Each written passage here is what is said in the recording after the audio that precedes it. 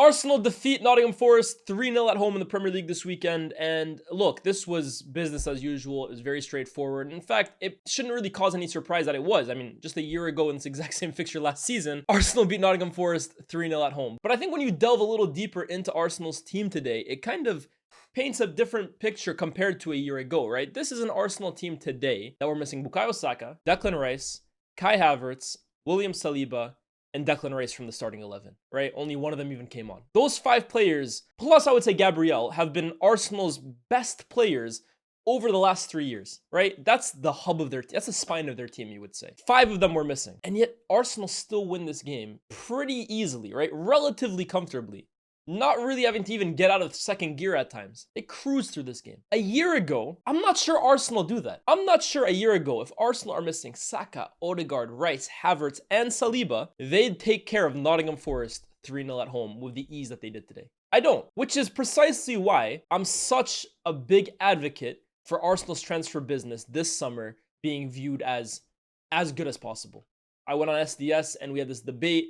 How good was Arsenal's transfer window? And I said, I think they did everything they probably could have, right? Like, you could always do a little more. Oh, if only they brought Rodrigo. Of course, you'd love to bring in every player on the planet. But realistically, what Arsenal could have done, this window was as good as you could get. And I think it's on full display today.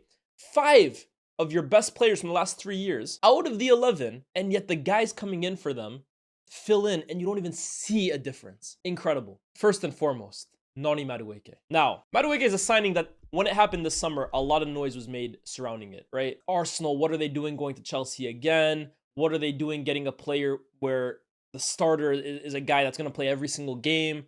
What are they doing if he's going on the left? He's not a natural left-sided player. I mean, I was part of that crowd. Before Eze came in, I was not high on the Madueke signing whatsoever because I viewed this as like, oh, you need someone on the left, and your solution for that is to get someone who plays on the right but can play on the left to a decent level. Surely you should be looking for someone who's like a specialist out there. Before Eze came in, I was not high on the Madueke signing whatsoever. However, I made it very clear, if you were able to get Eze and or Rodrigo, all of a sudden, I look at the Madueke signing in a completely different light. Because if this guy now is depth for Saka and depth for the left-hand side, where you added more quality there anyways, all of a sudden, guys, you can never have enough good players. And Madueke is unquestionably a good player, right?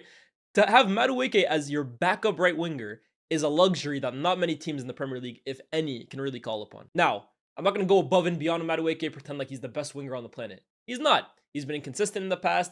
He shows tremendous quality in some games, goes quiet in others. He's not the finished article, right? But I'm sorry, I will always say this. I think there is quality in Noni Madueke. 1v1, taking on his fullback, this guy can rip the best of them apart.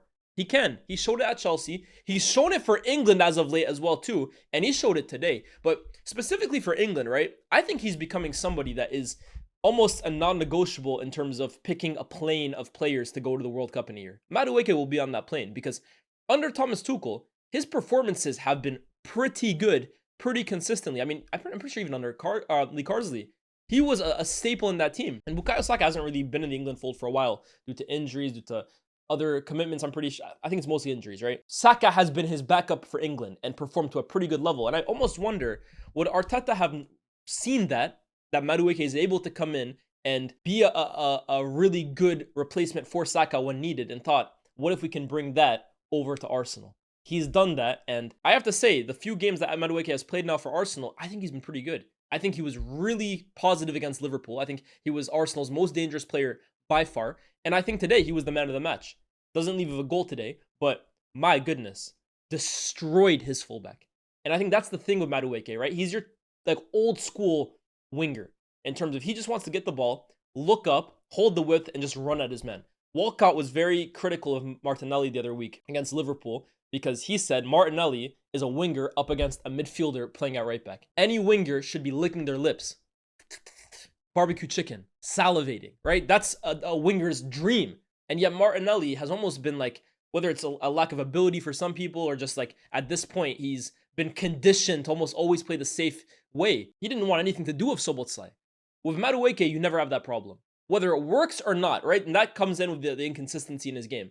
Whether it works or not, Madueke's first thought is always to pick up the ball and run at his man. Whether that's going inside, and what I like about Madueke a lot too, he's not afraid to go on the outside as well too.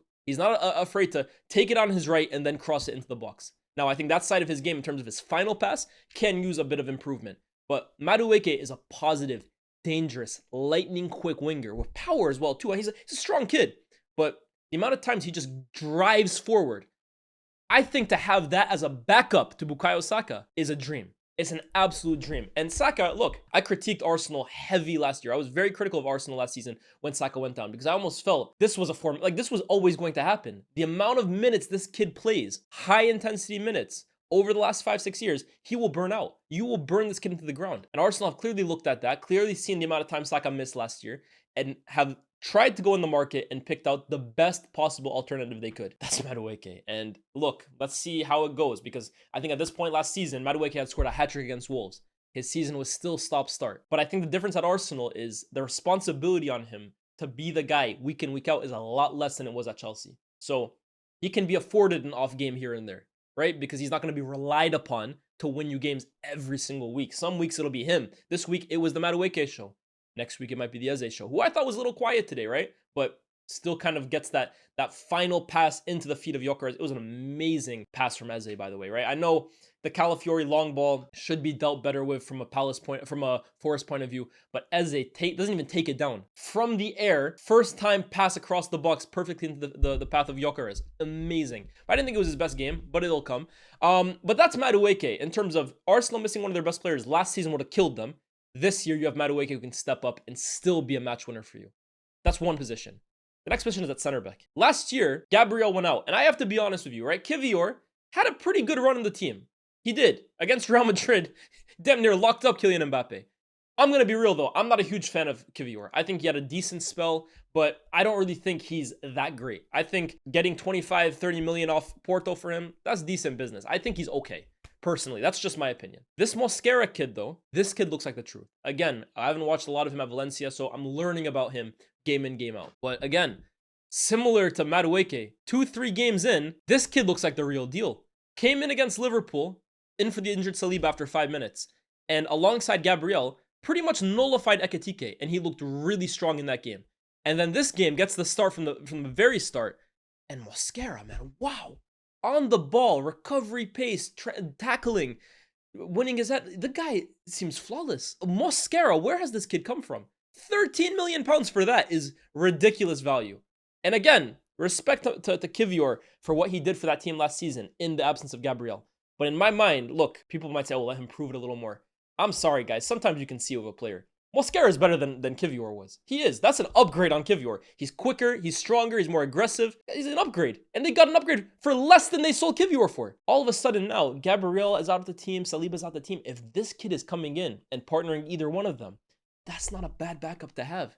Last season, I'm not sure. Remember there was that game against Fulham where Kivior came to the 11. I think the goal that Jimenez scores, I think it's slightly on Kivior, to be honest with you. This Mosquera guy looks really, really good, man. So that's another guy, right? And then obviously Gyokeres has come in to compete with Havertz. It's not just, oh, Havertz is back up. But Gyokeres, I think we're quickly learning what he is, bro. This guy's a battering ram. Oh my goodness. Obviously the goal he takes is absolutely quality. But there was this one instance in the second half, right? Where he's driving, or maybe it was Eze who played it into his path. And then Gyokeres gets the ball, drives past one, and then just smashes it against the bar. I'm thinking, oh my goodness. This guy, yeah, is just pure power. Gyokeres is pure brute force. And I think it's pretty clear now he is going to score goals in this league. Anyone thinking, oh, the Premier League is going to come in, he's going to struggle to score 5 goals. He's going to score you goals in this league because he's so goal-driven. He's so focused on just, it doesn't matter how he plays. I need to grab a goal by the end of the game. And he's a good finisher as well, too. This guy will score goals, but oh my goodness, man. Gyokeres, it's very clear to me what he is. I've watched him now 4 or 5 games. And I said at the start of the season, I'm here to learn about Gyokeres. I didn't watch him at Sporting week in, week out. So I'm learning about his game. But I think it's very clear for me what he's about. There's no guile to this guy. There's no cuteness to his game, right? But the pure brute force that this guy plays with. He doesn't have time for the intricacies. Just give me the damn ball. Let me run into players. Let me just smash into guys. And I'm going to finish goals, bro. I'm going to score goals for this team. My goodness, Gyokeres, bro. My goodness. One-man attack at times in terms of just get the ball. Everyone move out the way. putting my head down, and I'm just running with the ball, man. Oh my God. Today, Declan Rice misses out as well, too. And I know he was playing alongside Zubimendi, but Zubimendi finishes this game with 2 goals. One of them was a volley he took really, really well, but on second look, obviously took a deflection. And then the header as well, too. Again, on first look, wow, amazing header, and then took a deflection as well, too. But Zubimendi took both goals well. I'll say that, right? There's an element of luck for both of them, but I think he took both goals well. Seriously, he did all he could. And in general, I think this was Zubimendi's best game so far. I think the first games I was a little, not concerned, but he was okay. I think Zubimendi was okay in the first 3 games. I think at times the pace was a little too much for him, the tempo, the intensity. But I think this was the first game we looked at Zubimendi in an Arsenal shirt and said, okay, he's in control now. And I think that just sums up Arsenal today. They were just in control from minute 1 to minute 90. At no point did you really think Forest were going to disrupt Arsenal today. At no point did you think the game was in Forest's reach. At times, they were really just like hoping for a moment of salvation where they could get the ball off Arsenal and keep it a little bit and then hit them with a transition. Hudson-Odoi looked bright in the first few moments, but ultimately just didn't have enough support. But honestly, this was a very, very comfortable day for Arsenal. And again, I think it's incredibly impressive that it comes with so many big players out. It just shows you that, look, they didn't sign the big names that Liverpool did. I still maintain Liverpool's top-end quality is higher than Arsenal's. Arsenal don't have an Isak, in my opinion. They don't have a Salah, in my opinion. They don't even have a Van Dijk, in my opinion. But the depth that Arsenal have, no other team in the Premier League can compete with it. Seriously. They have a 20-man squad, and it rolls 20-man deep. It's not like, oh, we got a 20-man squad, but only 14 of these guys are going to play, which is kind of the case the last few years, right? It's like the starting 11 and then Trossard and then Jesus when he's fit. That's it. This is a 20-man squad that rolls 20-man deep. Saka out, Madueke in. Havertz out, Gyokeres in. Declan Rice out, Merino in. It doesn't matter. 20-man deep. I'm not sure if that's enough to win the league, but it's damn sure enough to keep you in there till the end. Now, you're going to need a whole lot more games like this. You're going to have to win many, many games. But you look at it as well, too. Arsenal have maintained one thing from last season. Defensively, these guys are juggernauts, bro. 1 goal conceded in their first 4. David Raya is about to 3-peat the Golden Glove. And I understand that's a defensive record, right? Honestly, I always think that the Golden Glove should be like the Golden Back. That's what you call it, the Golden Wall or something like that. It should be an award presented to the defenders and the goalkeeper, because keeping out goals is not just the goalkeeper's job. It's a defensive contribution. But David Raya is about to 3-peat this. In my eyes, there's no doubt about it. The only goal he's conceded is a freak free kick from Dominik Szoboszlai. This team, again, whether it was Ben White first day, Timber, Mosquera, Saliba, Calafiori, Miles Lewis-Skelly came in today. We still haven't even seen Hincapie. It's the best defensive team, not only in the league, but for me, in the world. And when you combine that with their depth, it just shows Arsenal are very, very strong again this season. I don't know if that wins them the league. That's why we play 38 games. Let's see what they can kind of pull up. But I'm very impressed by them today. And again, I'm very, very impressed by how many changes they were able to make and still maintain a very competitive level. Now, Forest, on the other hand, have 1 win, 1 loss, 2 draws. Started the season incredibly well. And as of late, it's kind of gone a little sour. Now, of course, we know that they fired Nuno Espirito Santo in the week to bring in Ange. Big Ange Postecoglu, mate. He's come into Spurs, man, and to Spurs. He's come into Forest. And I like Ange. I've never kind of hid from that. I do think it was time for him to leave Spurs last season. I don't think you can finish 17th with that squad and it can be acceptable. But I like Ange. I like the personality. I like the character. I like the way he speaks. I like the style of football he tries to implement. I admire the philosophy. However, it is a big risk bringing him in. I'm a little confused as to why. I'm not confused, right? Mr. Marinakis, of course, that's his Greek brother. But I'm not sure with Ange, man. I like him, but I'm not sure I like him for Forest. Forest last season played the deepest line in the Premier League. The deepest, bar none. Ange Postecoglu at Spurs deployed the highest line in the Premier League. So for me, this is an odd marriage. It's like 2 very, very contrasting philosophies. And I understand Forest have invested the summer heavily into becoming a more expansive team than they were last season. You look at the attackers they brought in. You look at the quality they brought in. They're trying to upgrade as a team. And in their eyes, bringing in Ange is in turn helping them do so. But I'm not going to be too harsh on him this game because he's only had, 4 days at the helm of this team. How much influence could he really have on the side? But one thing I will say, that goal that Gyokeres scores, that simple ball over the top from Calafiori, let's be real. It's a nice pass, but an organized defense handles that. Nuno's Forest handle that. But you look at how high that line was from that Calafiori pass and how easily Arsenal were able to take advantage of that. I think it is going to take a big process to kind of adjust Forest into this new style.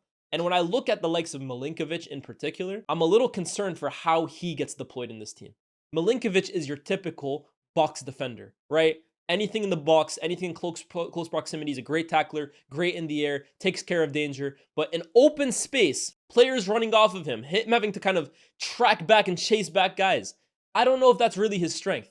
And I don't really know if it's a lot of the Forest players' strength. So I think it's going to take a little bit of time for Forest to really adjust to this new way, because it's so night and day to what they were doing last season under Nuno. But I'm not going to be that guy that today, after 4 days in the job, I'm going to look at Ange and say, oh, that's Ange. That's Ange. Oh, this guy goes off of a freak injury. That's Ange.